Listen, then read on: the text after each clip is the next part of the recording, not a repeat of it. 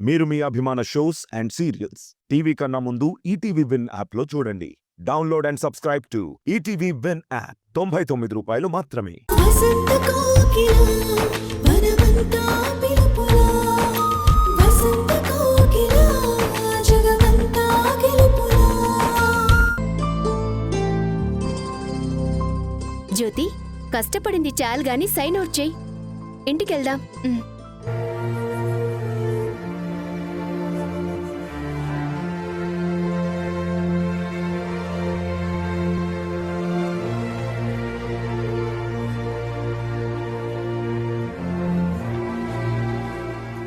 Hi జ్యోతి, ఇంటికి వెళ్తున్నావా?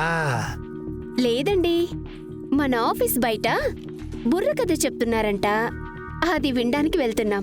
ఒక ఇంపార్టెంట్ ఇన్ఫర్మేషన్ ఇద్దామని అడిగితే అంత వెటకారంగా మాట్లాడతావేంటి శ్వేత? ఇన్ఫర్మేషనా? ఏంటి? ఈరోజు సిటీ బస్సులు స్ట్రైకు. ఇంటికి వెళ్ళడం కష్టం కదా.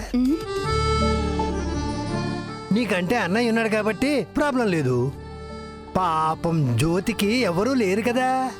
ఓ, అందుకే ఒక అన్నయ్యలా డ్రాప్ చేస్తా అంటున్నారా? ఏంటి అన్నయ్య అంటావేంటి? అలా అర్థం పర్థం లేని వరుసలు కలపద్దు. నాకే కాదు, జ్యోతికి కూడా నచ్చదు. ఒంటరిగా అంత దూరం వెళ్ళడం అంటే కష్టం కదా. అందుకే నా కారులో డ్రాప్ చేద్దాం అనుకుంటున్నాను. వస్తావా జ్యోతి? ఏమో అనుకున్నాం కానీ మీది చాలా పెద్ద మనసు కృష్ణకుమార్ గారు. వయసులో ఉన్న అమ్మాయి కొలిగ్గా ఉన్నప్పుడు ఆ మాత్రం బాధ్యత లేకుండా ఎలా ఉంటాం సరిత? జ్యోతి వయసులో ఉన్న అమ్మాయి కాదు, వయసు దాటిపోతున్న అమ్మాయి. మన కృష్ణకుమార్ గారి వయసుకి అలాంటి వాళ్ళే కరెక్ట్ అని ఆయన ఫీలింగ్ అనుకుంటాను. అందరి ఫీలింగ్ లోకి మీరెందుకండి దూరిపోతారు? లాగౌట్ చేశారు కదా, ఇక వెళ్ళండి. ఎప్పుడు వెళ్ళాలో మాకు తెలుసు, నువ్వేం చెప్పనవసరం లేదు. శ్వేత, నువ్వు ఊరుకో. వాళ్ళంటున్నది నిన్నే. నువ్వు సైలెంట్గా ఉండి నన్ను కూడా ఊరుకోమంటావా? వాళ్ళ మాటలు పట్టించుకోవడం జ్యోతికి ఇష్టం ఉండదని తెలుసు కదా శ్వేత. వదిలేయ్. జ్యోతి, నువ్వు నాతోరా. కారులో ఏసీ ఉంది. అలసట తెలియకుండా మీ ఇంటి గుమ్మం దగ్గర డ్రాప్ చేస్తాను. గుమ్మం దగ్గర ఎందుకండి? వీలైతే ఇంట్లోకి వెళ్ళండి. జ్యోతి పేరెంట్స్ ని పరిచయం చేసుకోండి.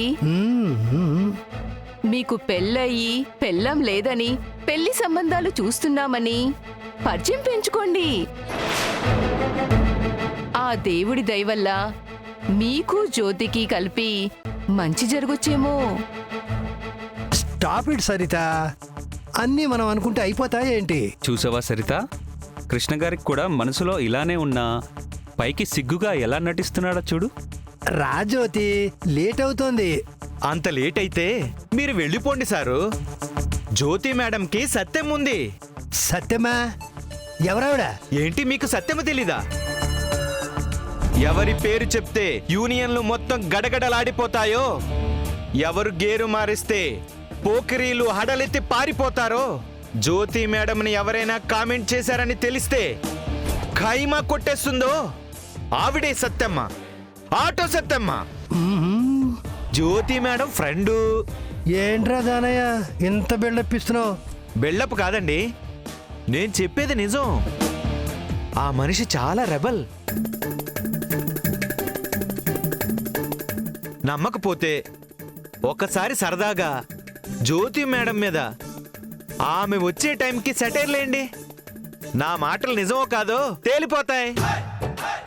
కృష్ణ గారు, దానయ్య మాటలు అబద్ధమని తేల్చండి. జ్యోతి, నువ్వు సత్తమ్మకి ఫోన్ చేసి రమ్మని చెప్పు. ఈ రోజు అటో ఇటో తేల్చేద్దాం. ఏంటి తేలిపోయింది? నూతులో శవం. బస్సులు లేవు కదా అని లిఫ్ట్ ఇచ్చి జ్యోతికి సాయం చేద్దాం అనుకుంటే మీరిద్దరేంటి సంబంధం లేకుండా ఏదేదో మాట్లాడుతున్నారు. వద్దంటే వద్దని చెబితే సరిపోతుంది కదా. ఏంటో దీనికి ఇంత పెద్ద డిస్కషను.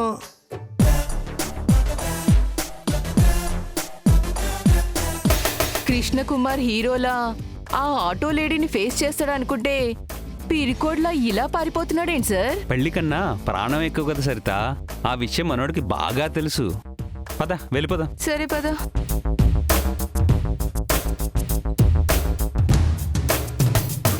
సత్యమ్మ పేరు చెప్పగానే చూడండి ఎలా తోకలు ముడిచారో.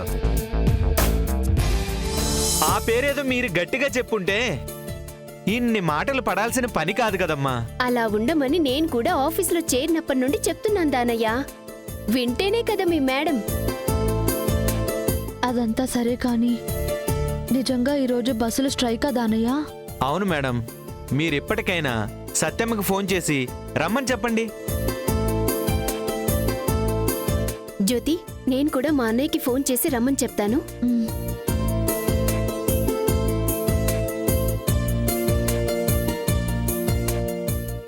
హలో సత్తమ్మా, నువ్వు ఆఫీస్ దగ్గరకు వచ్చేసి నేను నీకోసం వెయిట్ చేస్తూ ఉంటాను. అలాగే జ్యోతమ్మా. మ్.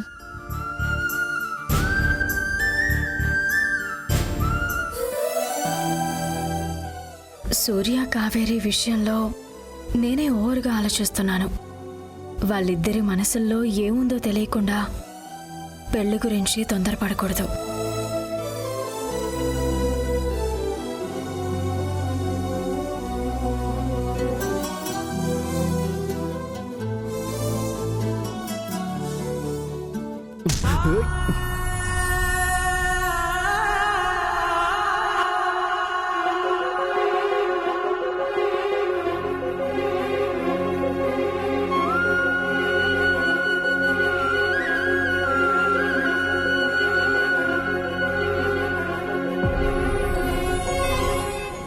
ఎదురుగా వచ్చేది ఎవరు కూడా కనపడటం లేదా నీకు?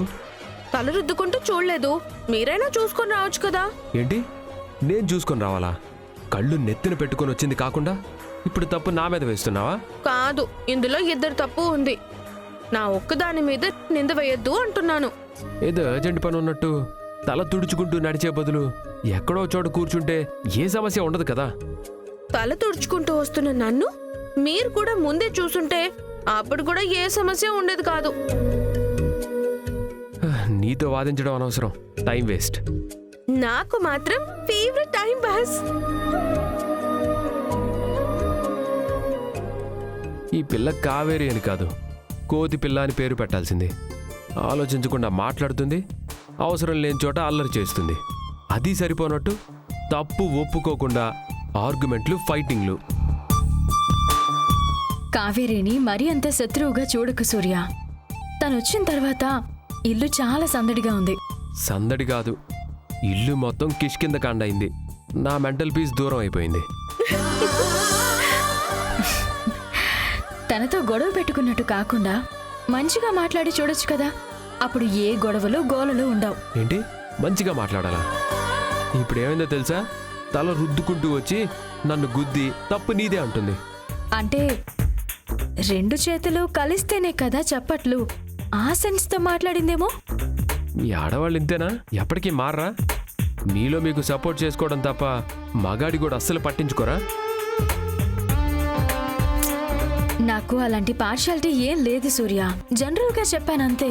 వద్దమ్మా, ఇంకేం చెప్పదు గాని కాస్త చట్నీ వేయ్. ఆ అల్లరి పిల్ల గురించి నీకు కంప్లైంట్ చేయడం నా తప్పు.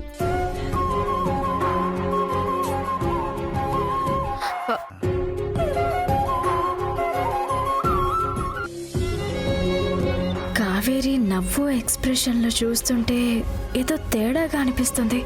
అదేంటో క్లియర్గా కనిపెట్టాలి.